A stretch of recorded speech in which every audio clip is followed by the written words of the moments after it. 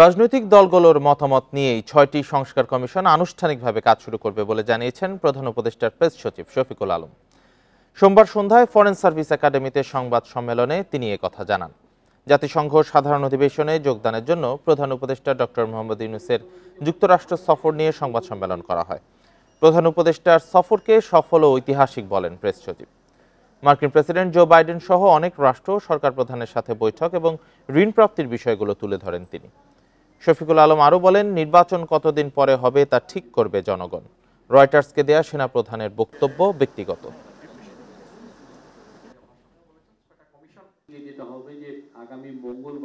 ৬ জন কমিশনারে যখন নাম হয়ে গেছে, আমি বলতে পারি যে কমিশনের কাজ কিছুটা হলেও শুরু হয়েছে।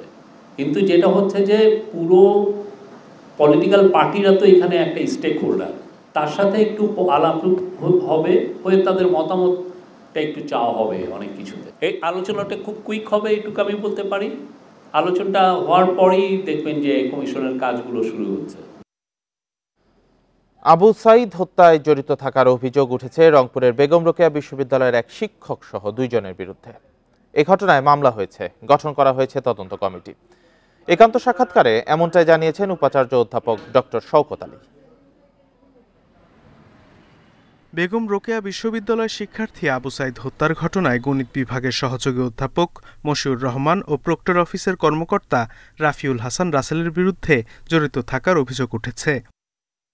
ইন্ডিপেন্ডেন্ট টেলিভিশনে দেওয়া সাক্ষাৎকারে বিশ্ববিদ্যালয়ের উপাচার্য অধ্যাপক ডক্টর শওকত আলী জানান, তাদের নামে হত্যা মামলা হয়েছে। একজন শিক্ষক আসে না ক্লাসে, যারা অফিসার আমাদের আসেন না, তাদের ব্যবস্থা অলরেডি আমরা আলোচনা করেছি, তাদের বিরুদ্ধে আমরা শোকজ করব। সে দপ্তরকে বলা হয়েছে, আপনারা কে কে আসে না এটা আমাকে লিস্ট দেন।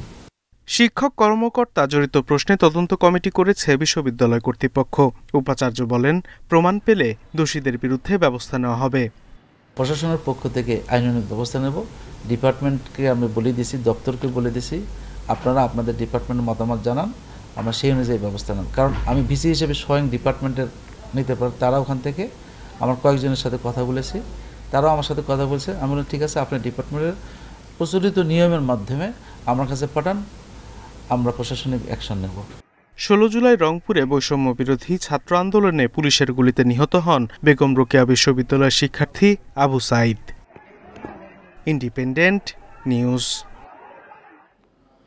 গাইবান্ধা 2 আসনের সাবেক সংসদ সদস্য, জাতীয় সংসদের সাবেক হুইপ মাহবুব আরা বেগম গিনিকে গ্রেপ্তার করা হয়েছে। সোমবার রাতে রাজধানীর ধানমন্ডি থেকে তাকে গ্রেপ্তার করে ডিবি পুলিশ। পুলিশ জানিয়েছে, গ্রেপ্তারের পর তাকে ডিবি কার্যালয়ে রাখা হয়েছে। আজ আদালতে তোলা হতে পারে বলেও জানা গেছে। ঢাকা মহানগর পুলিশের গণমাধ্যম শাখার অতিরিক্ত উপকমিশনার এসব তথ্য নিশ্চিত করেন।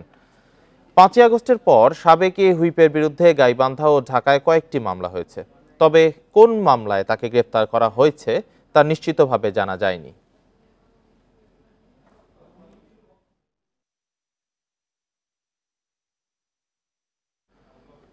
নারায়ণগঞ্জের সিদ্ধিরগঞ্জে 2 তরুণীর মরদেহ উদ্ধার করেছে পুলিশ। রাতে সিদ্ধিরগঞ্জে মিজমিজি দক্ষিণপাড়া এলাকার একটি বালুর মাঠ থেকে 2 জনের মরদেহ উদ্ধার করা হয়। নিহত তরুণের নাম শফিকুল ইসলাম, তবে নিহত তরুণীর নাম পরিচয় পাওয়া যায়নি। পুলিশ জানায়, স্থানীয়রা মরদেহ দুটি পড়ে থাকতে দেখে পুলিশে খবর দেয়। পরে ঘটনাস্থলে এসে মরদেহ দুটি উদ্ধার করে ময়নাতদন্তের জন্য নারায়ণগঞ্জ জেনারেল হাসপাতালের মর্গে পাঠানো হয়। মরদেহের পাশে একটি বোতল পাওয়া গেছে। এছাড়া নিহত তরুণীর আঁচল থেকে একটি চিরকুট উদ্ধার করা হয়েছে। প্রাথমিকভাবে আত্মহত্যার ধারণা করছে পুলিশ।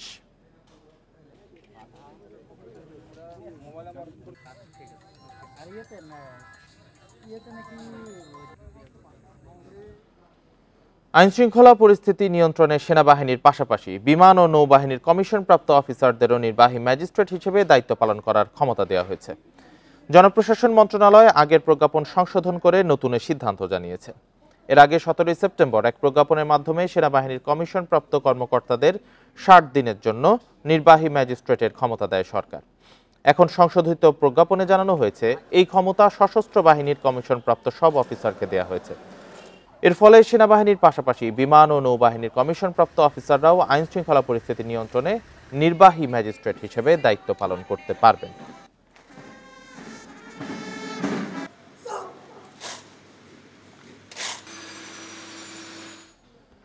ইসলামী ব্যাংক দখলের মাস্টারমাইন্ড ছিলেন সাবেক প্রধানমন্ত্রী শেখ হাসিনার শীর্ষ দুই কর্মকর্তা মুখ্য সচিব আবুল কালাম আজাদ ও সামরিক সচিব মিয়া মোহাম্মদ জয়নুল আবেদিন। তাদের নির্দেশে এস আলমকে সহযোগিতা করেন ডিজিএফআই এর তৎকালীন শীর্ষ দুই কর্মকর্তা। এই কথা জানান ব্যাংকটির সাবেক ব্যবস্থাপনা পরিচালক ও সে সময়ে নিয়োগ পাওয়া দুই পরিচালক। চট্টগ্রামের বিতর্কিত ব্যবসায়ী এস আলম ইসলামী ব্যাংক দখল করেন 2017 সালের 5 জানুয়ারি। তবে এই প্রক্রিয়া শুরু হয় 2016 সাল থেকেই। অনুসন্ধানে উঠে এসেছে প্রধানমন্ত্রীর কার্যালয় থেকে আসে ব্যাংক দখলের যাবতীয় নির্দেশনা। 2016 সালের মে মাসে ইসলামী ব্যাংকের পরিচালক হন চট্টগ্রাম বিশ্ববিদ্যালয়ের অধ্যাপক সৈয়দ আহসানুল আলম। তিনি জানান, নিয়োগের জন্য ডিজিএফআই এর এক কর্মকর্তা তার জীবন বৃত্তান্ত নেন। এরপর তাকে ডাকা হয় প্রধানমন্ত্রীর কার্যালয়ে। সেখানে তাকে তার করণীয় জানান তৎকালীন মুখ্য সচিব আবুল কালাম আজাদ। আকবর আমার সঙ্গে যেহেতু খারাপ ব্যবহার করেনি, আমাকে বলল যে পারভেজ ভাই দেখেন, আমি ডিজিএফআই ছেড়ে চলে আসছি, কিন্তু সব ঝামেলাগুলো আমার মাথার উপরে। এখন উপর থেকে আমাকে বলা হয়েছে আপনাকে পদত্যাগ করানো। অধ্যাপক আহসানুলের কিছুদিন পর ইসলামী ব্যাংকের পরিচালনা পর্ষদে নিয়োগ পান সাবেক সেনা কর্মকর্তা আব্দুল মতিন। তার নিয়োগ এস আলমের প্যারাডাইজ ইন্টারন্যাশনাল কোম্পানির প্রতিনিধি হিসেবে। তার নিয়োগ তদারকি করেন শেখ হাসিনার তৎকালীন সামরিক সচিব প্রয়াত মিয়া মোহাম্মদ জয়নুল আবেদিন। আব্দুল মতিন জানান, ব্যাংকের বিভিন্ন বিষয়ে মুখ্য সচিব আবুল কালাম আজাদের সঙ্গে একাধিকবার বৈঠক হয় তার। পরবর্তীতে যে ঘটনাটা ঘটছে সেখানে ডিজিএফআই ইনভলভ হয়। তার আগে কিন্তু কোনো হয় না। এটা হচ্ছে পিএম এর অফিস থেকে জয়নুল আবেদিন, সে সম্ভবত এস আলমের আত্মীয় একই এলাকার, মানে কাছাকাছি তো তার মাধ্যমে আমার কাছে অ্যাপ্রোচ করে। ধীরে ধীরে ইসলামী ব্যাংকের বোর্ডে সরকার ও এস আলমের প্রতিনিধি আরও বাড়ে। এরপর আসে 4 জানুয়ারি, যে রাতে ব্যাংকটির এমডি সহ বোর্ডের একাধিক সদস্যকে পদত্যাগে বাধ্য করেন ডিজিএফআই কর্মকর্তারা। পরদিন হোটেল রেডিসনে বসে বোর্ড সভা। সেখানে উপস্থিত ছিলেন ডিজিএফআই এর বিভিন্ন পর্যায়ের 8 থেকে 10 কর্মকর্তা। যে কাগজে সই করে আমি রিজাইন করেছি, এটা ইসলামী ব্যাংকের প্যাড হিসেবে তৈরি করা হয়েছে, কিন্তু এটা ইসলামী ব্যাংক, এটা একটা ফেক কাগজ ছিল। হুকুম পালন করা ডিজিএফআই কর্মকর্তাদের পরিচয় নিশ্চিত হতেই ইসলামী ব্যাংকের তৎকালীন 3 পরিচালকের সঙ্গে কথা হয় ইন্ডিপেন্ডেন্ট টেলিভিশনের। তারা জানান, ব্যাংক দখলে অগ্রণী ভূমিকা রাখেন ডিজিএফআইয়ের তৎকালীন মহাপরিচালক লেফটেন্যান্ট জেনারেল আকবর হোসেন ও পরিচালক ব্রিগেডিয়ার জেনারেল AKM আমিনুল হক। Ruhul Amin, independent News, Dhaka. সাবেক প্রধানমন্ত্রী শেখ হাসিনার ছেলে সজীব ওয়াজেদ জয়, মেয়ে সাইমা ওয়াজেদ হোসেন পুতুল এবং বঙ্গবন্ধুর ছোট মেয়ে শেখ রেহানার ছেলে রাদওয়ান মুজিব সিদ্দিক ববির ব্যাংক হিসাব অবরুদ্ধ করার নির্দেশ দেওয়া হয়েছে। বাংলাদেশ ব্যাংকের আর্থিক গোয়েন্দা সংস্থা বাংলাদেশ ফিনান্সিয়াল ইন্টেলিজেন্স ইউনিট এ নির্দেশ দিয়েছে। পাশাপাশি আওয়ামী লীগের গবেষণা cell, centre for research and information CRI এবং CRI এর ইয়ং বাংলা প্রজেক্টের ব্যাংক হিসাবও অবরুদ্ধ করা হয়েছে। CRI এর চেয়ারপারসন জয়, ভাইস চেয়ারম্যান পুতুল এবং ববি ট্রাস্টি হিসেবে কাজ করেন। সোমবার বাণিজ্যিক ব্যাংকগুলোতে এই নির্দেশনা পাঠায় BFIU। সংস্থাটির একজন কর্মকর্তা এই তথ্য নিশ্চিত করেছেন। তিনি জানান, এই 3 জনের পাশাপাশি হাসিনা সরকারের জ্বালানি ও বিদ্যুৎ প্রতিমন্ত্রী নসরুল হামিদ বিপুর ব্যাংক হিসাবও অবরুদ্ধ হয়েছে। তিনিও CRI এর ট্রাস্টি ছিলেন। টাকায় কি না হয়, এই প্রবাদ বাক্যের বাস্তব উদাহরণ পিরোজপুরের মহিউদ্দিন মহারাজ। গত 1.5 দশকে তার আর্থিক উত্থান রূপকথাকেও হার মানায়। টাকা দিয়ে পক্ষ বিপক্ষ প্রশাসন সবাইকে বাগিয়ে প্রথমে হন জেলা পরিষদ চেয়ারম্যান, পরে সংসদ সদস্য। তার বিপুল সম্পদের উৎসের হিসাব মেলাতে হয়রান এলাকাবাসী। অবশেষে মহারাজ পরিবারের ব্যাংক হিসাব তলব করেছেন গোয়েন্দারা। বিএনপির ছাত্র সংগঠনে রাজনীতির হাতে খড়ি। 1-11-র আগে কখনোই আওয়ামী লীগেই ছিলেন না। 2009 সালে নৌকার যাত্রী হয়ে পৌঁছে যান অর্থবিত্তের সুউচ্চ শিখরে। শেখ হাসিনা নৌকা দিছে, আবার ইলেকশন কিসের ইলেকশন? আর ইলেকশন যদি হয়, বুঝে নেবেন ইলেকশন কাকে বলে। দীর্ঘদিন যার সহকারী ছিলেন সেই আনোয়ার হোসেন মঞ্জুকে টপকে গত জানুয়ারির বিতর্কিত নির্বাচনে বনে যান পিরোজপুর 2 আসনের এমপি। এর আগে 2016 সালে টাকার জোরে জেলা পরিষদের চেয়ারম্যানও হন তিনি। ছোট ভাই মিরাজুল ইসলামকে বসান ভান্ডারিয়া উপজেলা চেয়ারম্যান পদে। টাকার বিনিময়ে যুবলীগ কেন্দ্রীয় কমিটির সদস্যপদ নেওয়ার অভিযোগ তার বিরুদ্ধে। সাবেক মন্ত্রী আনোয়ার হোসেন মঞ্জুর এপিএস থাকাকালে ফুলে ফেপে উঠতে থাকে তার আর্থিক অবস্থা। মহারাজ মিরাজের নামে বেনামে মঠবাড়িয়া, ভান্ডারিয়া, কাউখালী ও পিরোজপুর সদরে সম্পদের পাহাড়। এলাকাবাসীর প্রশ্ন, এত কম সময়ে এত অর্থের উৎস কি? আমাদের টাকা শেষ হবে না, কিন্তু নদীর পানি শেষ হয়ে যাবে, আমাদের টাকা শেষ হবে, সেটা সে নিজের জনসম্মুখের ওইতে বক্তব্য সেটা বলছে। ভান্ডারিয়া দিয়া 200-র উপরে তারা ব্রিজ করছে, এক একটা ব্রিজ 2 কোটি, 2.5 কোটি, 5 কোটি এরকম বিভিন্ন দিয়া। সেখানে কিছু কিছু ব্রিজ আছে ওখানে দিয়ে শুধু মানে পাতি সিরিকাল এবং কুকুর ছাড়া কেউ হাঁটে না। মহারাজের মামলা হয়ে যেত, সেটা মানে গায়েবী মামলা হলেও হয়ে যেত আনোয়ার হোসেন মঞ্জুর লোকজনের বিরুদ্ধে। সবই তো টাকায় পারচেজ করছে, তার মেইন ক্ষমতাটা হলো টাকা। জলবায়ু প্রকল্পের ইকো পার্কের রিসোর্টে মহারাজ পরিবারের বসবাস। তার বিরুদ্ধে নৌপথে ভারতে চোরাচালান, অস্ত্র কেনাবেচা সহ মাদক কারবারির অভিযোগ। দুবাই, সিঙ্গাপুরে স্বর্ণের কারবার, 1000 কোটি টাকা পাচারের অভিযোগ। রাজনৈতিক ও আর্থিক দাপটে ধামাচাপা পড়ে তার বিরুদ্ধে ওঠা দুর্নীতি, নির্যাতন সহ সব অনিয়ম। আওয়ামী লীগের লোকজন নিয়ে বিশাল বহর তৈরি করছে। বহর তৈরি করার পর সে এখন তো একাধিপত্য তৈরি হয়ে গেছে। একাধিপত্য তৈরি হয়ে যাওয়ার পর তার বিরুদ্ধে কথা বলার কোনো লোক আর তৈরি হয় না। মানুষ ভয়তে তাদেরকে কিছুই বলতে সাহস পায় না। মানুষ তারা মিথ্যা মামলা দিয়া মানুষকে এত হয়রানি করছে, যেভাবে হোক প্রশাসনকে কন্ট্যাক্ট করিয়া তারা তাদেরকে জেলে ঢুকাইছে। স্ত্রী, সন্তান সহ মহিউদ্দিন মহারাজের ব্যক্তিগত ও ব্যবসায়িক ব্যাংক হিসাবের সব তথ্য তলব করেছে আর্থিক গোয়েন্দা সংস্থা। কোনো মামলাই হলো না, অনুসন্ধানও হলো না, দুদকের গোয়েন্দা তথ্য দিয়ে এটা ব্যবস্থা নেওয়া উচিত ছিল। এক্ষেত্রে দুদকেরও ব্যর্থতা দেখছি। আবার রাজনৈতিক দল, যে দল থেকে তিনি এমপি হয়েছিলেন, তারা কি করে এই ধরনের মানুষকে এমপি বানালেন, নমিনেশন দিলেন। 5 আগস্টের পর আত্মগোপনে চলে যাওয়া মহারাজ ও মিরাজের সঙ্গে বারবার যোগাযোগের চেষ্টা করেও সাড়া পাওয়া যায়নি। রেজওয়ানুল হক, ইন্ডিপেন্ডেন্ট নিউজ, ঢাকা। আজ থেকে সারা দেশে সুপার শপে পলিথিন ব্যাগ ব্যবহার নিষিদ্ধ। সরেজমিনে তদারকিতে প্রশাসনের সাথে মাঠে থাকবে শিক্ষার্থীরা। 22 বছরেও পলিথিনের নিষেধাজ্ঞা কার্যকর না হওয়ার কঠোর অবস্থানে অন্তর্বর্তী সরকার। বিকল্প হিসেবে পাট ও কাপড়ের ব্যাগ ব্যবহারের পরামর্শ দিচ্ছেন পরিবেশবিদরা। পচনশীল ও তরল পণ্য বহনে পানিরোধক ব্যাগ বাজারজাতের তাগিদ তাদের। মুদি দোকান থেকে কাঁচা বাজার, মাছ, মাংস, শাকসবজি, ফল সবখানেই বিক্রির পর পলিথিন ব্যাগে দেয়া হচ্ছে পণ্য। বাদ নেই সুপার শপগুলো। পলিথিনে সয়লাভ পুরো বাজার ব্যবস্থা। 2002 সালে 1 মার্চ পলিথিন নিষিদ্ধ করা হলেও তা কার্যকরে ছিল না কোনো উদ্যোগ। এবার পরিবেশের জন্য ক্ষতিকর এসব ব্যাগের ব্যবহার বন্ধে কঠোর অবস্থানে অন্তর্বর্তী সরকার। তবে পলিথিন ব্যাগের বিকল্প কি? এক্ষেত্রে পাট ও কাপড়ের ব্যাগের ব্যবহার বাড়ানোর উপর জোর দিচ্ছেন পরিবেশবিদরা। কাগজের ঠোঙাও হতে পারে হালকা ও শুকনো পণ্য বহনে বিকল্প। পলিথিনের বিকল্প হিসাবে পরিবেশ বান্ধব, পচনশীল পাট, কাপড়, কাগজ কিংবা অন্য কোনো ম্যাটেরিয়াল দিয়ে তৈরি ব্যাগ সহজলভ্য করতে হবে। মানুষ যাতে চাইলেই এটি নাগালের ভিতরে পায় সেই ব্যবস্থা করতে হবে। তবে তরল ও পচনশীল পণ্যের ক্ষেত্রে প্রয়োজন হবে পান নিরোধক ব্যাগ। এ বিষয়ে নতুন উদ্যোক্তারা এগিয়ে এলে রয়েছে সফলতার সম্ভাবনা। যারা বোতলজাত কিনেন সেইগুলা কিভাবে সেটা ব্যবহার করলো, সেগুলা পরবর্তীতে কিভাবে রিসাইকেল করব, কিভাবে সংগ্রহ করব, তৈলের যে বিষয়টা আছে, যারা খোলা বাজার থেকে কিনেন তারা কিন্তু তার আগের যে পাত্রটা সেটা ব্যবহার করতে পারেন। পরিবেশ বাঁচাও আন্দোলন বাপার তথ্য, শুধু ঢাকাতেই প্রতিদিন প্রায় 2 কোটি পলিথিন ব্যাগ ব্যবহার হচ্ছে। আর দেশে সরকার হিসেবে প্রতিদিন প্লাস্টিক বর্জ্য হচ্ছে 24,000 টন। Al Amin Hossain, Independent News, Dhaka. Polybag ব্যবহারে আজ থেকে শুরু হয়েছে নিষেধাজ্ঞা। এ নিয়ে আরো জানাতে বরিশাল থেকে যুক্ত হয়েছেন সহকর্মী আলামিন। আলামিন, সুপার শপে পলিব্যাগ ব্যবহার নিষিদ্ধ হয়েছে, শিক্ষার্থীরাও তদারকিতে থাকবেন, তো কি অবস্থা দেখছেন বরিশালে?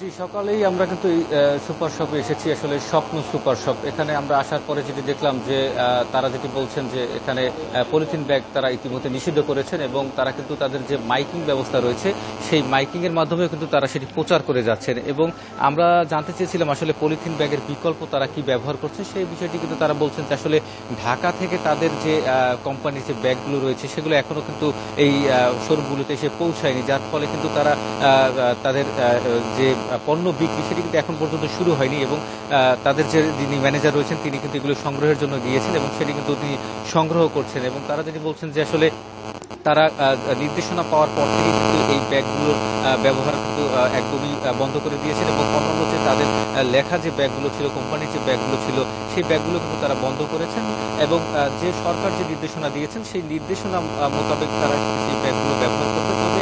বরিশালের যে এই 10 থেকে 15টি নজরে এসেছে যে তারা নিজেরাই কিন্তু এটি প্রচার করছেন মাইকের মাধ্যমে, তাদের যে মাইকিং ব্যবস্থা রয়েছে সেটি কিন্তু তারা যে ক্রেতা যারা রয়েছে। সুপার শপে পলিথিন ব্যাগ নিষিদ্ধের বিষয়ে জানাচ্ছিলেন বরিশাল থেকে সহকর্মী আলামিন। নির্মাণের 1 বছর যেতে না যেতেই দেবে গেছে সাতক্ষীরা খুলনা মহাসড়ক। শত কোটি টাকার মহাসড়কের পিচ উঠে তৈরি হয়েছে খানাখন্দ। এতে ভোগান্তিতে পড়তে হচ্ছে যাত্রী ও চালকদের। এছাড়া প্রায়ই ঘটছে দুর্ঘটনা। বেহাল রাস্তার জন্য ঠিকাদারদের বিরুদ্ধে ব্যবস্থা নেওয়ার দাবি স্থানীয়দের। খুলনা বিভাগের অন্যতম ব্যস্ত সড়ক সাতক্ষীরা খুলনা মহাসড়ক। প্রতিদিন ভোমরা স্থলবন্দর দিয়ে শত শত ট্রাক যাতায়াত করে এ মহাসড়ক দিয়ে। মহাসড়কটির নির্মাণ কাজ শেষ হয় 2021 সালের মার্চে। 6 মাস যেতে না যেতেই রাস্তার অনেক জায়গায় দেখা দেয় খানাখন্দ। কোথাও কোথাও সড়ক দেবে তৈরি হয়েছে দুর্ঘটনার ঝুঁকি। নগদে 0 পয়েন্ট যে রাস্তাটা খারাপ, ওখানে গাড়ি ডেলি 3টে 4টে 5টা অ্যাক্সিডেন্ট হচ্ছে। 2 দিন পর পর এইভাবে তারা পুটিং করে, অনিয়ম দুর্নীতির মধ্যে দিয়ে রাস্তাটা সংস্কার করতেছে। সড়কের নির্মাণ কাজে অনিয়মের অভিযোগ তুলেছেন স্থানীয়রা। এজন্য ঠিকাদার প্রতিষ্ঠান বাগেরহাটের মেসার্স মুজাহার এন্টারপ্রাইজকে দায়ী করেছেন তারা। অভিযোগ আছে সাবেক প্রধানমন্ত্রী শেখ হাসিনার চাচাতো ভাই শেখ হেলালকে কমিশন দিতে হতো ঠিকাদারকে। কন্ট্রাক্ট ছিল মুজাহার কনস্ট্রাকশনের এবং মুজাহার কনস্ট্রাকশনের পিছনে ছিল তৎকালীন মানে সাতক্ষীরা অঞ্চলে না, খুলনা বিভাগ অঞ্চলে হেলাল সাহেব এর অন্তরালে ছিল হেলাল সাহেব। তবে সড়ক ও জনপথ অধিদপ্তর বলছে দুই পাশে পানি থাকায় দ্রুত ক্ষতিগ্রস্ত হয়েছে মহাসড়কটি। ভারী যানবাহনগুলো সেগুলো চলাচল করে, এটা একটা সমস্যা। আর এই রাস্তার দুপাশে বিলের পানি আমি দেখলাম যে সবসময় পানি থাকে আর কি, ঘেরও আছে প্রচুর। আর দেখা যাচ্ছে যে এই দুটা কারণ, আরেকটা হচ্ছে যে এই বছর প্রচুর ভারী বৃষ্টিপাত হয়েছে, তো সেই সব মিলায় আসলে এই রাস্তাটার অবস্থা কিছুটা খারাপ হয়ে গেছে আর কি। সাতক্ষীরা খুলনা মহাসড়কের সাতক্ষীরা চুকনগর অংশের 30 কিলোমিটার নির্মাণে খরচ হয়েছে 109 কোটি টাকা। Independent news. 24 ঘন্টায় ডেঙ্গুতে 5 জনের মৃত্যু হয়েছে। এ নিয়ে এবছর ডেঙ্গুতে প্রাণহানির সংখ্যা বেড়ে দাঁড়ালো 163 জনে। সোমবার স্বাস্থ্য অধিদপ্তর থেকে পাঠানো বিজ্ঞপ্তিতে তথ্য জানানো হয়েছে। এতে আরও বলা হয় 24 ঘন্টায় ডেঙ্গুতে আক্রান্ত হয়ে 1152 জন হাসপাতালে ভর্তি হয়েছে। এর মধ্যে ঢাকা উত্তর সিটি কর্পোরেশনে 252 জন এবং ঢাকা দক্ষিণ সিটিতে 187 জন। তবে ঢাকার বাইরে কেবল চট্টগ্রাম বিভাগেই 233 জন রয়েছে। এই সময়ের মধ্যে সবচেয়ে কম আক্রান্ত হয়েছে ময়মনসিংহ বিভাগে, মাত্র 27 জন। ডেঙ্গু আক্রান্তদের মধ্যে 65.8% পুরুষ এবং 34.2% নারী। 24 ঘন্টায় হাসপাতাল থেকে ছাড়পত্র পেয়েছেন 982 জন।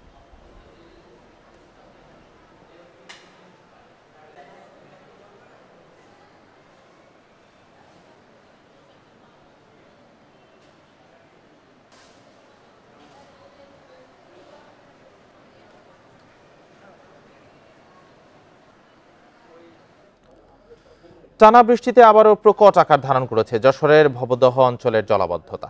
পানিবন্দী অবস্থায় লক্ষাধিক মানুষ। পরিস্থিতির উত্তরণে নদী খননের পাশাপাশি টিআরএম প্রকল্প চালুর দাবি ভুক্তভোগীদের। খাল খননের পাশাপাশি পানি নিষ্কাশনের জন্য পাম্প স্থাপনের প্রক্রিয়া শুরু করেছে পানি উন্নয়ন বোর্ড। গত কয়েক বছর বৃষ্টি কম হওয়ায় যশোরের ভবদহ অঞ্চলে তেমন জলাবদ্ধতা দেখা যায়নি। তবে এবার বর্ষা মৌসুমে রেকর্ড বৃষ্টিপাতে আবারও ভয়াবহ রূপ নিয়েছে জলাবদ্ধতা। পানিতে তলিয়ে আছে কেশবপুর, মনিরামপুর, অভয়নগর উপজেলার অন্তত 150 গ্রাম। পানিবন্দী লক্ষাধিক মানুষ। পানি উঠায় বসবাসের অনুপযোগী হয়ে পড়েছে ঘরবাড়ি, ব্যাহত হচ্ছে স্বাভাবিক কাজকর্ম। নদী খালবিল ভরাট হয়ে যাওয়ায় পানি নামার তেমন সুযোগও নেই। এতে ভোগান্তি দীর্ঘস্থায়ী হওয়ার আশঙ্কা দেখা দিয়েছে। ঘরেও পানি, বারান্দায়ও পানি, মানুষের এই অবস্থায় জীবনযাপন করা খুবই কঠিন। রাস্তার পারে দিন কাটাচ্ছে, কেউ জানে ডাঙ্গা সেদিনে চলে যাচ্ছে। নাগরিক সংগঠনগুলো বলছে, বিগত সরকারগুলোর সময়ে ভবধ নিয়ে সঠিক পদক্ষেপ না নেয়ায় 3 দশকের স্থায়ী এই সমস্যার সমাধান হয়নি আজও। বিগত সরকারের আমলে স্থানীয় প্রতিমন্ত্রী তাদের সমন্বয়ে যে সিন্ডিকেট, সেই সিন্ডিকেট লুটপাটের স্বার্থে জোয়ারাধার প্রকল্প বানচাল করার ষড়যন্ত্রে লিপ্ত ছিল। আলমডাঙ্গা খাল খননের পাশাপাশি পানি নিষ্কাশনের জন্য অতিরিক্ত আরও 7টি পাম্প স্থাপনের প্রক্রিয়া শুরুর কথা জানিয়েছে পানি উন্নয়ন বোর্ড। 3.34 কিলোমিটার দৈর্ঘ্যে পাইলট আকারে পুনঃখনন কাজ চলমান আছে। জলাবদ্ধতা সমস্যাটাকে আগে একটা সহনীয় পর্যায়ে এনে তারপরে অবশ্যই জনগণ যেটা দাবি করে, জনগণের যেটা চাহিদা, তাদের চাহিদার আলোকেই আমরা স্থায়ী জলাবদ্ধতা সমাধানের ব্যবস্থা গ্রহণ করব। জলাবদ্ধতার কারণে বিস্তৃত ফসলি জমি ও হাজারের বেশি মাছের ঘের ভেসে গেছে। স্থগিত করা হয়েছে অর্ধশত স্কুল, কলেজ ও মাদ্রাসার শিক্ষা কার্যক্রম। Independent news. তিস্তার পানি কমায় নামতে শুরু করেছে নিচু এলাকার পানি, তবে দেখা দিয়েছে তীব্র নদী ভাঙন। এতে আতঙ্কে নদী তীরের বাসিন্দারা। তিস্তা পারের আরো খবর জানাতে রংপুর থেকে যুক্ত হয়েছেন সহকর্মী নজরুল ইসলাম। নজরুল, কোন এলাকাগুলোতে বা নদী তীরবর্তী কোন জায়গাগুলোতে ভাঙন তীব্র আকার ধারণ করেছে, কি অবস্থা সে জায়গায়? দেখুন, রংপুরে কিন্তু 4টি উপজেলা রয়েছে, যে 4টি উপজেলা আপনি জানেন যে গত 3 দিনের কিন্তু যে টানা বর্ষণে কিন্তু অর্থাৎ এই এলাকার মানুষ অর্থাৎ বিভিন্ন এলাকা কিন্তু পানিতে তলে গিয়েছিল। আপনি নিশ্চয়ই দেখছেন যে আমার পিছে এটি হচ্ছে নিজপাড়া এলাকা, অর্থাৎ কাউনিয়া উপজেলার একটি গ্রাম। এই গ্রামে কিন্তু অনেক দিন আগ থেকেই কিন্তু ভাঙন সৃষ্টি হয়েছে। আমরা একটু আগে এখানে এসে এখানকার লোকজনের সঙ্গে কথা বলেছি, তারা যেমনটি জানিয়েছেন যে দীর্ঘদিন ধরে ভাঙনের কবলে পড়ছে তারা, এবং ভেঙে যেতে যেতেই আপনি নিশ্চয়ই দেখছেন যে নদী কিন্তু অনেক বড় হয়ে গেছে। আপনার যদি একটু দেখাই যে এই যে এটি কিন্তু তিস্তা নদী, এই নদী কিন্তু আরো অনেক কাছে রয়েছিল, কিন্তু এখন আস্তে আস্তে ভেঙে ভেঙে একদম অনেক দ্রুত চলে গেছে। কারণ এই এলাকার মানুষের যে ক্ষেত ফসলি জমি সব কিন্তু ভেঙে নদীতে বিলীন হয়ে গেছে বা বসত বাড়ি গেছে।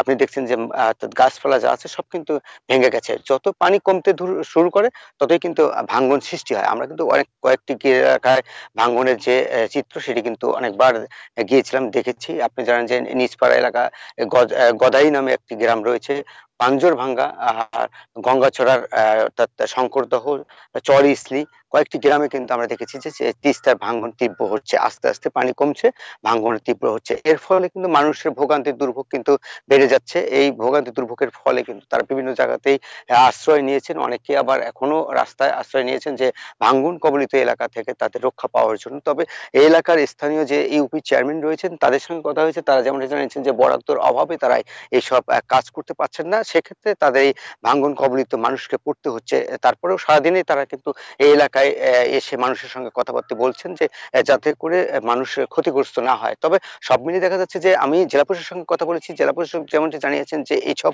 এলাকায় যে জায়গায় ভাঙ্গন সৃষ্টি হয়েছে তাদের সঙ্গে কথা বলে এবং তালিকা করে এই এলাকার মানুষকে যাতে পুনর্বাসন করা যায় এবং ত্রাণ দেওয়া যায় সেই ব্যবস্থা তারা করবেন, এটি বলা হচ্ছে। তবে সব মিলিয়ে দেখা যাচ্ছে এখন পর্যন্ত কিন্তু কোনো উদ্যোগ গ্রহণ করা হয়নি। তবে তিস্তা পাড়ে যেসব মানুষ রয়েছে তাদের দুর্ভোগ ভোগান্তি এটা প্রতিদিনের সঙ্গী হয়ে দাঁড়িয়েছে, এটি আসলে বলছেন এই কয়েকটি গ্রামের এই মানুষগুলো। কিন্তু কিছুক্ষণ আগে তারা একদম আক্ষেপ করে অর্থাৎ রাগ করে তারা বলছেন যে কেউ আসে না, কেউ কাজ করে না, তাদের যে দুর্ভোগ এটি কিন্তু সারাদিন থেকে যাচ্ছে। এর ফলে কিন্তু আমরা দেখেছি যে মানুষ যারা রয়েছেন এই এলাকায় তাদের যে দুর্ভোগ এটি কিন্তু ভোগান্তি সবসময় থেকেই থাকে।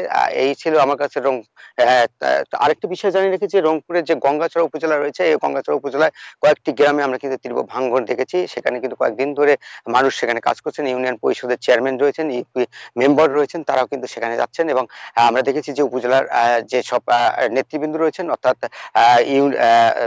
ইউনো এবং নির্বাহী কর্মকর্তারা, পানি উন্নয়ন বোর্ডের লোকজন, তারাও কিন্তু সেখানে যাচ্ছেন। তারপরে কিন্তু সেখানে কাজ হচ্ছে না। আমরা গতকালও কিন্তু অনেক জায়গায় ঘুরে ঘুরে দেখেছি, সেখানে কিন্তু রাস্তাঘাট সহ ব্রিজ যেসব জায়গাগুলো ক্ষতিগ্রস্ত হয়েছে সেখানেও আমরা গেছি, সেখানেও দেখেছি একই চিত্র। তবে এই কিছু স্কুল এবং মসজিদ বাংলাদেশ কিন্তু নদীগর্ভে আস্তে আস্তে বিলীন হয়ে যাচ্ছে। আপনি নিশ্চয়ই জানেন যে এইসব এলাকায় কিন্তু এখন রবি শস্য এলাকা, সেখানে কিন্তু রবি শস্য কিন্তু পানিতে তলিয়ে গেছে, ধানও তলিয়ে গেছে। ধান যে নিমজ্জিত হয়েছে সেটি কিন্তু যদি কয়েকদিনের ভিতরে পানি না কমে যায় তাহলে ধানগুলো নষ্ট হয়ে যাবে, এবং যে সবজি সেটি কিন্তু নষ্ট হয়ে গেছে ইতিমধ্যেই। আমরা এই এলাকার লোকের সঙ্গে কথা বলছি, তারা বলছেন যে কয়েক হেক্টর 250 হেক্টর জমি কিন্তু এখন পানির নিচে পড়ে আছে। এই পানিগুলো আস্তে আস্তে সরে না গেলে কিন্তু এই যে সবজি ক্ষেত্র রয়েছে সেটি নষ্ট হয়ে যাবে। সেটি আসলে এলাকার মানুষ বলবার চেষ্টা করেছে বারবার আমাদের সাথে। তবে আমরা কিন্তু যেখানে গিয়েছি সেখানে কিন্তু দেখেছি যে অনেক জমি দেখেছি পানি এখনো জমে আছে, অনেক বাড়ি ঘরে পানি জমে আছে, সেখানে কিন্তু জলাবদ্ধতার সৃষ্টি হয়েছে, অনেক মানুষ ভোগান্তির শিকার হচ্ছে, এবং যাদের বাড়ি ঘরে পানি উঠেছে তারা কিন্তু এখন বাড়ি ঘরে ঠিকভাবে থাকতে পারছে না, তারা কিন্তু উঁচু এলাকা আশ্রয় নিয়েছে। সেসব মানুষের দুর্ভোগ কিন্তু আমরা বারবার কিন্তু দেখে যাচ্ছি। আপনি নিশ্চয়ই জানেন যে হঠাৎ করে কিন্তু এই পানিটি অর্থাৎ উজান থেকে নেমে আসার ফলে কিন্তু এখানে যে পানির যে গতিবেগ এটি কিন্তু অনেকটাই ছিল, স্রোতের গতিবেগ ছিল। আপনি নিশ্চয়ই জানেন যে গত 3 দিন আগে কিন্তু আমরা এই তিস্তা পাড়ে এসেছিলাম, তখনও কিন্তু দেখেছি যে অর্থাৎ 25 সেন্টিমিটার থেকে 20 সেন্টিমিটার এবং 30 সেন্টিমিটার 35 সেন্টিমিটার পর্যন্ত পানি কিন্তু অতিবাহিত হয়েছে এই তিস্তা পাড়ের মানুষ অর্থাৎ বাড়ি এলাকাগুলোতে। তবে মানুষ কিন্তু ঘর ছাড়া হয়েছিল অনেকদিন, কিন্তু তারা কিন্তু বাইরে আছে, এখনো কিন্তু আছে। আপনি নিশ্চয়ই জানেন যে এটি যে জায়গাটায় দাঁড়িয়ে আছে এটা কিন্তু বাড়ি, এই বাড়ি কিন্তু এখন নদীগর্ভে বিলীন হয়ে গেছে। আপনি এখানকার মানুষ কিন্তু তারা বলছেন যে এখানে প্রায় 20টি ঘর বাড়ি ছিল, সেটি কিন্তু এখন নদীগর্ভে বিলীন হয়ে গেছে। তবে সব মিলিয়ে দেখা যাচ্ছে যে এখন পর্যন্ত যে মানুষের দুর্ভোগ এটি কিন্তু কেটে উঠতে অনেকদিন সময় লেগে যাবে, এটি আসলে এলাকার মানুষ কিন্তু বলবার চেষ্টা করছে। এই ছিল আমার কাছে তিস্তা পাড়ের সর্বশেষ সংবাদ। রংপুর থেকে তিস্তা পাড়ের পরিস্থিতি নিয়ে জানাচ্ছিলেন সহকর্মী নজরুল ইসলাম। সিলেট নগরীতে অবৈধভাবে গড়ে উঠেছে 50টি সিএনজি অটোরিকশা স্ট্যান্ড। এসব স্ট্যান্ডের কারণে নগরীতে তৈরি হচ্ছে যানজট, এতে ভোগান্তি পোহাতে হচ্ছে নগরবাসীকে। 12 সেপ্টেম্বর সিএনজি অটোরিকশা পার্কিং নিয়ে কথা কাটাকাটির জেরে সিলেট সিটি সুপারমার্কেটের ব্যবসায়ীদের সঙ্গে সংঘর্ষ হয় অটোরিকশা চালকদের। আহত হন অন্তত 20 জন, ভাঙচুর করা হয় 10টি গাড়ি। বন্দরবাজার, চৌহাট্টা, আম্বরখানা সহ নগরীর অন্তত 50টি জায়গায় অবৈধ অটোরিকশার স্ট্যান্ড গড়ে উঠেছে। স্থানীয়দের অভিযোগ, নিবন্ধনহীন অটোরিকশা চলাচল ও যেখানে সেখানে পার্কিংয়ের কারণে তৈরি হচ্ছে যানজট, ঘটছে দুর্ঘটনা। পার্কিং নাই আপনার, যা তারা যে গাড়ি খাড়া করতো একদিকে, একটা সাইড নাই, প্রতি 2 কিলোমিটার দূর দূর নিয়মিত গাড়ি স্টপেজ দিত। সিএনজির দরকার হইলো ওখানে যাইয়া সে সিএনজি ভাড়া করবে বা রিজার্ভ নিলেও রিজার্ভ নিয়ে যাবে, নির্ধারিত থাকুক, এটা আমিও চাই। জেলায় বৈধ সিএনজি অটোরিকশার সংখ্যা 19,000 আর নিবন্ধনহীন অটোরিকশা আছে 30,000-এর মতো। অরিজিনাল যে চালকগুলো আছে আপনার, তারা কিন্তু খুব বিভ্রান্তি মাঝে পড়ে। আপনার তার লাইসেন্স আছে, তার কাগজপত্র ঠিক আছে, আপ টু ডেট সব কিছু ঠিক আছে, কিন্তু অরিজিনাল যে ড্রাইভারগুলো এগুলো মামলা খায়। আমরা খুব ভুক্তভোগী হয়েছি, ইদানিং একটু ঝামেলা হয়েছে বন্দরবাজার এই বিভিন্ন পার্কিংয়ের কারণে। অবৈধ স্ট্যান্ড উচ্ছেদ ও নিবন্ধনহীন অটোরিকশার বিষয়ে আইনি ব্যবস্থা নেওয়ার কথা জানিয়েছে প্রশাসন। এন্ট্রি পয়েন্টগুলোতে এগুলো কঠোরভাবে নিয়ন্ত্রণ করা হবে এবং তাদেরকে কালার কোডেড ভিন্ন করে দেওয়া হচ্ছে। যেগুলো মেট্রো এলাকা চলবে তাদেরকে এক কালার থাকবে, আর যারা মেট্রো এলাকার বাইরে থাকবে তাহলে সহজে আইডেন্টিফাই করা যাবে যে কোন সিএনজিটা শহরের বাইরে থেকে এসেছে। এই অবৈধ যানবাহন, অবৈধ সিএনজি, ব্যাটারি চালিত রিক্সা এগুলি এই শহর থেকে যাতে না চলে সেজন্য আমরা অলরেডি সিটি কর্পোরেশনের মাধ্যমে প্রচার প্রচারণা চালিয়েছি। নগরীর পরিবহন খাতে শৃঙ্খলা ফেরাতে সিটি কর্পোরেশন, বিআরটিএ ও ট্রাফিক বিভাগের সমন্বিত উদ্যোগের প্রয়োজন দেখছেন সংশ্লিষ্টরা। Independent news. বাড়ি বাড়ি গিয়ে ভোটার তালিকা হালনাগাদের কাজ নির্বাচন কমিশনের, তাই ইসি ছাড়া আর কেউ এই কাজ করার সিদ্ধান্ত নিতে পারবে না বলে জানিয়েছেন ইসি সচিব শফিউল আজিম। সোমবার নির্বাচন ভবনে বরিশাল অঞ্চলের জাতীয় পরিচয়পত্র সংশোধন, নতুন ভোটার নিবন্ধন ও ভোটার স্থানান্তর বিষয়ক ভার্চুয়াল সভায় এ কথা জানান তিনি। বলেন, কমিশন না থাকলেও ইসি সচিবালয়ের কোনো কাজ পড়ে নেই। বলেন, কমিশন যেসব সিদ্ধান্ত নিত সেগুলো ছাড়া কোথাও কাজ করতে সমস্যা হচ্ছে না। এনআইডি সেবা জনবান্ধব ও দুর্নীতিমুক্ত করা হবে বলে জানান সচিব। এছাড়া প্রবাসীদের ভোটার করার কার্যক্রম 60টি দেশে চলছে, শিগগিরই আরও 3টি দেশে এই কাজ শুরু হবে বলেও জানান তিনি।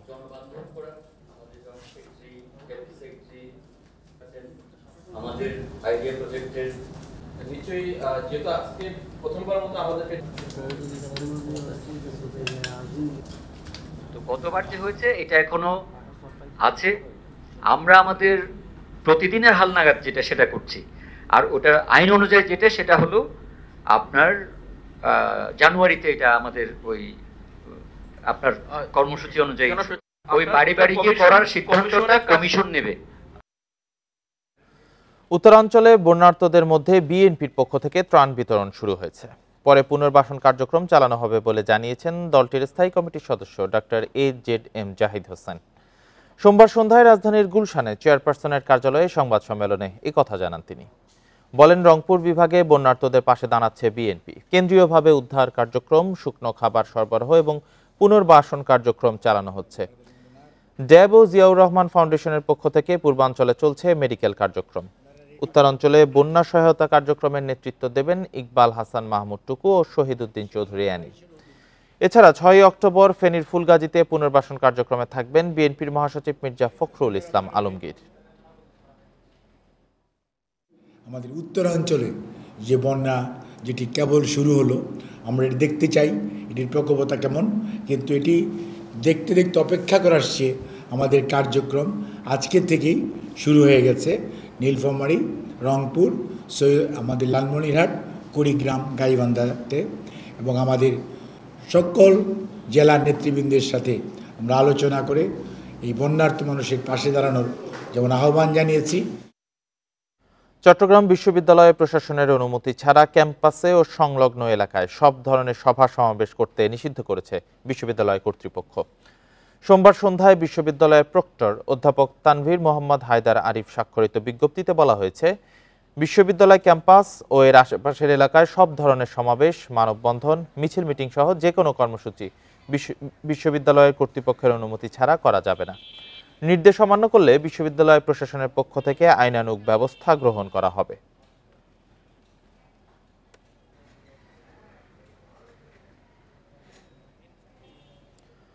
আইসিটি খাতে নতুন প্রকল্প নেওয়া হবে না, চলমান প্রকল্পগুলোতে সর্বোচ্চ গুরুত্ব দেওয়া হবে বলে জানিয়েছেন তথ্য প্রযুক্তি সচিব শীষ হায়দার চৌধুরী। সোমবার সন্ধ্যায় রাজধানীর ধানমন্ডিতে আইটি খাতের ব্যবসা প্রতিষ্ঠান কম্পিউটার সলিউশন আয়োজিত অনুষ্ঠানে তিনি কথা জানান। আইসিটি সচিব বলেন, তথ্য প্রযুক্তি খাতে যে পরিমাণ অর্থ ব্যয় হয়েছে সে অনুযায়ী কাজ হয়নি, সে জায়গায় গুরুত্ব দেওয়ার কথা ছিল তা হয়নি, যোগ্য মানুষকে সঠিক দায়িত্বে রাখা হয়নি। হাইটেক পার্ক সহ বিভিন্ন জায়গায় 3 গুণ অর্থ খরচ করা হলেও কোনো ফল পাওয়া যায়নি। A2I-এর মতো সম্ভাবনাময় প্রকল্পকে প্রশ্নবিদ্ধ করা হয়েছে বলে জানান সচিব। বলেন, প্রকৃত সেবাদাতাদের কাছ থেকে বিরত রাখা হয়েছিল, তাই অন্তর্বর্তী সরকার নতুন প্রকল্প হাতে না নিয়ে চলমান প্রকল্পে অগ্রাধিকার দেবে। এ সময় প্রযুক্তি খাতকে এগিয়ে নিতে নানা সম্ভাবনার কথা বলেন সংশ্লিষ্টরা।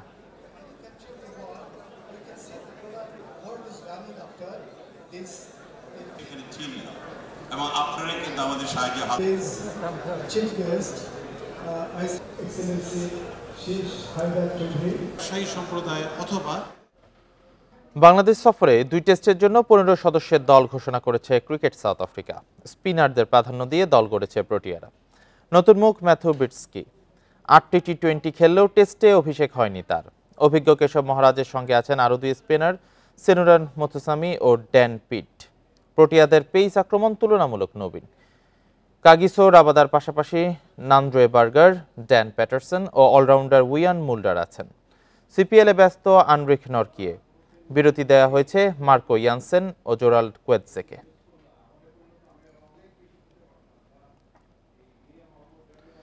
বিপিএলের দল সিলেট স্ট্রাইকার্সের মালিকানা জোর করে দখল করার অভিযোগে জাতীয় দলের সাবেক অধিনায়ক মাশরাফি বিন মুর্তজার বিরুদ্ধে মামলা হয়েছে।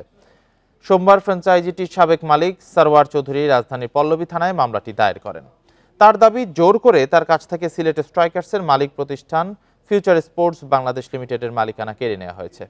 মামলার এজাহারে তিনি অভিযোগ করেন, মাশরাফির কার্যালয়ে বসে হেলাল বিন ইউসুফ শুভ্র নামে সিলেট স্ট্রাইকার্সের আরেক মালিক তার মাথায় পিস্তল ঠেকান।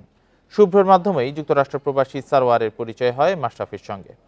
এদিকে সিলেট স্ট্রাইকার্সের অফিসিয়াল ফেসবুক পেজে দাবি করা হয়েছে ফ্র্যাঞ্চাইজিটির 1%-ও মালিকানা ছিল না মাশরাফির। বিসিবির কাছে যে কাগজপত্র আছে সেখানেও তার নাম নেই। আইনিভাবে মামলা লড়ার কথাও জানিয়েছে তারা।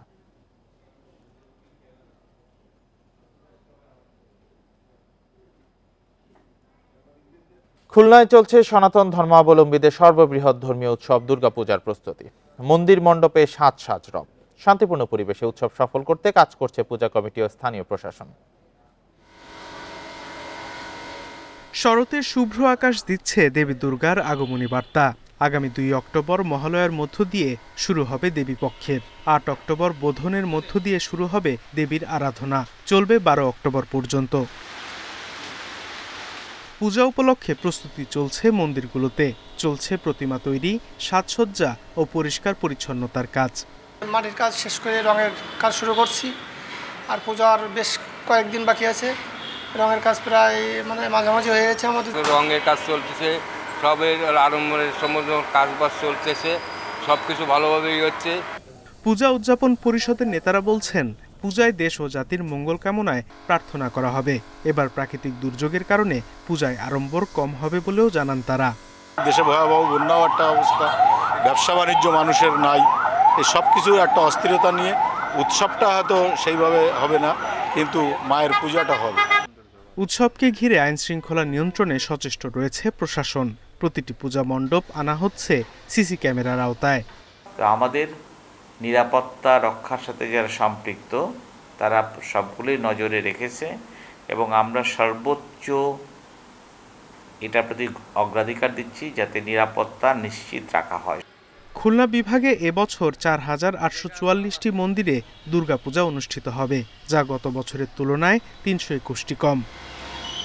Independent news. আর এই ছিল এখনকার সংবাদ। ইন্ডিপেন্ডেন্ট টেলিভিশনের সব খবর আরো বিস্তারিত জানতে চোখ রাখুন ফেসবুক, ইউটিউবে। এতক্ষণ সাথে থাকার জন্য ধন্যবাদ সবাই।